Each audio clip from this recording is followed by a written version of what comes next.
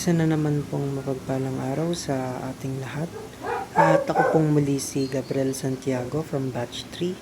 At nais ko pong ibahagi sa inyo ang aking daily devotion for today. Na ang topic po natin ngayon for October 13, tatlong dahilan para magtiwala sa Diyos. Ang ating main concept po ngayon is about transcendence of God.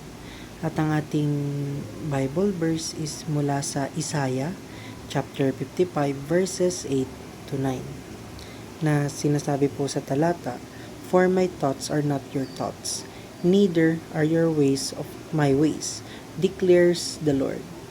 As the heavens are higher than the earth, so are my ways higher than your ways, and my thoughts than your thoughts."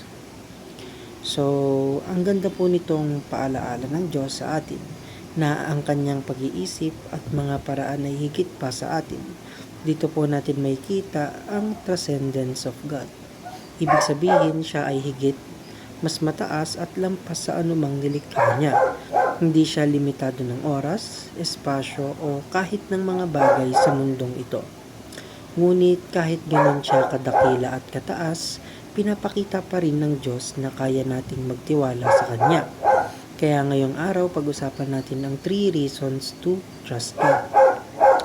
Unang-una po, God is both transcendent and immanent. So, ang Diyos ay napakadakila, lampas sa ating pagkaunawa, pero hindi ibig sabihin nun ay malayo siya sa atin. Ang kagandahan nito, kahit siya ay mataas at walang hanggan, pinili niyang makipag-ugnayan sa atin. Siya ay immanent, ibig sabihin malapit at personal sa ating buhay. Second is, God's thoughts are infinitely higher. Sabi nga sa Isaiah chapter 55 verse 8, "My thoughts are not your thoughts." Ibig sabihin, kahit gaano natin pilitin intindihin ang mga plano ng Diyos, mas malawak at mas malalim pa rin ang kanyang kaisipan. May mga panahon na hindi natin maintindihan kung bakit may mga nangyayaring hindi natin gusto, mga pagsubok, pagkabigo o delay sa ating mga pangarap.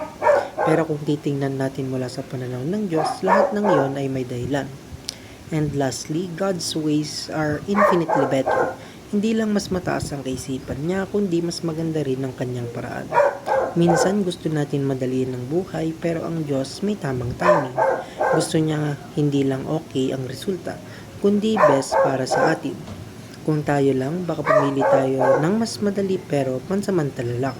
Pero ang Diyos, minipili niya ang mas mahirap minsan dahil alam niyang iyon ang magpapalago at magpapalapit sa atin sa Kanya. At hanggang dito lamang po ang aking daily devotion for today at salamat po sa inyong pakikinig.